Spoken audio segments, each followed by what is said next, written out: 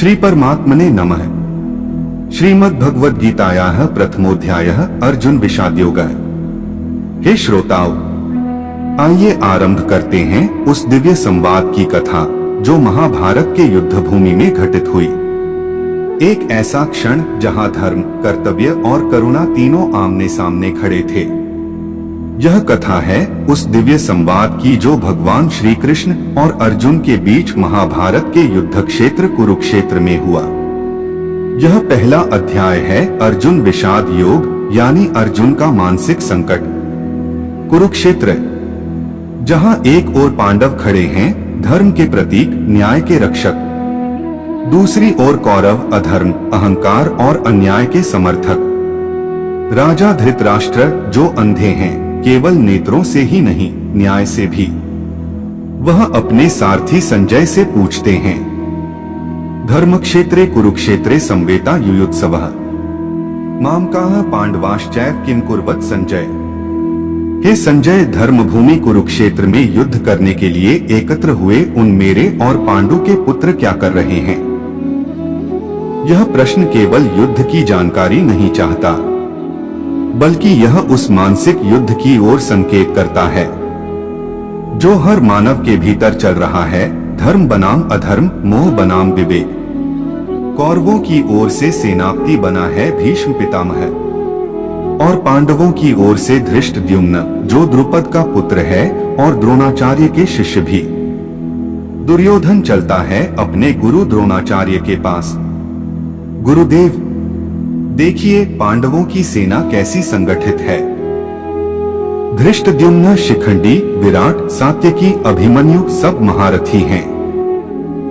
लेकिन यह कहकर वह केवल पांडवों की ताकत नहीं बता रहा, बल्कि अपने ही योद्धाओं को सावधान कर रहा है।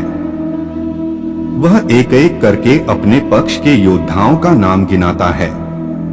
भीष्म, कर्ण, कृपाचार्य, अश्वत्थामा, विकर्ण, सौभद्र, और कहता है, हमारी सेना बड़ी है, लेकिन भीष्म के नेतृत्व में संगठित रहे तो विजय हमारी होगी। अब युद्ध का आरंभ शंखनाद से होता है। भीष्म पितामह सबसे पहले शंख बजाते हैं। इसके बाद सभी योद्धा, कर्ण, द्रोण, दुर्योधन, कृपाचार्य अपने अपने शंख बजाते हैं। पांडवों की ओर से भी शंखनाद होता है।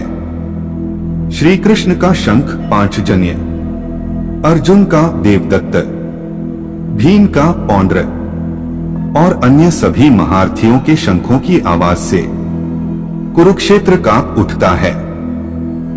ये केवल युद्ध के संकेत नहीं हैं, बल्कि यह चेतावनी है। अब धर्म और अधर्म का निर्णय समय करेगा। अब आते हैं श्री कृष्ण और अर्जुन। श्री कृष्ण इस युद्ध में अर्जुन के सारथी हैं। वे रथ चला रहे हैं, परंतु वास्तव में वे ही इस युद्ध के मार्गदर्शक हैं। अर्जुन कहते हैं, हे अच्युत, मेरा रथ सेनाओं के बीच ले चलो, ताकि मैं देख सकूं कि मुझे किन किन से युद्ध करना है। श्री कृष्ण रथ को सेनाओं के मध्य ले जाते हैं। अर्जुन देखता है भीष्म पितामह, जिन्होंने उसे गोद में खिलाया था, गुरु द्रोणाचार्य, जिन्होंने उसे धनुष चलाना सिखाया था, कृपाचार्य, सोमदत्त और उसके अपने भाई। अर्जुन कांप जाता है। अर्जुन कहता है, हे कृष्ण, ये सब मेरे अपने हैं, पितामह, गुरुजन, भ्राता, पुत्र, मित्र। इन्हें मारकर मुझे क्या मिलेगा? न तो मुझे राज्य चाहिए, न सुख, न विजय।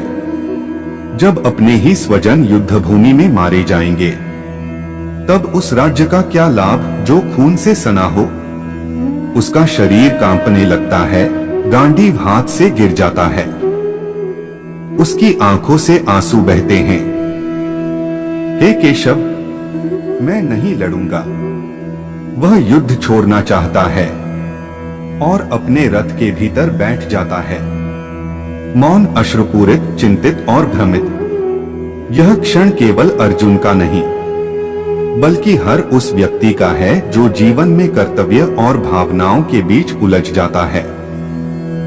अर्जुन सोचता है, अगर मैंने अपने रिश्तेदारों को मारा तो यह पाप होगा, कुल नष्ट हो जाएगा, परंपराएं टूट जाएंगी, स्त्रियां भ्रष्ट होंगी, वर्ण व्यवस्था बिगड़ जाएगी, और पितरों को पिंडदान कौन देगा। यह विचार उसे विचलित कर देते हैं। अर्जुन का विषाद केवल युद्ध के मैदान का संकट नहीं है, यह मनुष्य की आत्मिक पीड़ा, कर्तव्य से विचलन और मोह के बंधन का प्रतीक है। हम भी जीवन में ऐसे कई मोड़ पर पहुंचते हैं जहां हमें निर्णय लेना होता है, पर भावनाएं हमें रोकती हैं। अर्जुन युद्ध नहीं चाहता क्योंकि वह केवल बाह्य रूप से योद्धा है, भीतर से वह अभी ज्ञानी नहीं हुआ। अर्जुन की सारी बातें सुनकर श्री कृष्ण अभी मौन हैं। वे जानते हैं कि अभी अर्जुन शिष्य नहीं बना है। जब वह शरणागत होगा तभी उसे उपदेश देना सार्थक होगा। अर्जुन कहता है, मैं आपसे पूछता हूं, मैं आपका शिष्य हूं, कृपया मुझे मार्गदर्शन दें। और यहीं पर समाप्त होता है अध्याय 1, अर्जुन विषाद योग। अगले भाग में जानिए श्री कृष्ण किस प्रकार अर्जुन को जीवन का परम ज्ञान देते हैं, आत्मा का रहस्य समझाते हैं और कर्म का सही अर्थ सिखाते हैं। यदि आपको यह अर्जुन की कथा और गीता का प्रथम अध्याय समझ में आया हो तो इस वीडियो को लाइक करें, शेयर करें और सब्सक्राइब जरूर करें। अगले भाग में जानिए श्री कृष्ण किस प्रकार अर्जुन को जीवन का परम ज्ञान देते हैं, आत्मा का रहस्य समझाते हैं और कर्म का सही अर्थ सिखाते हैं। शुभमस्तु। हरिः ओम।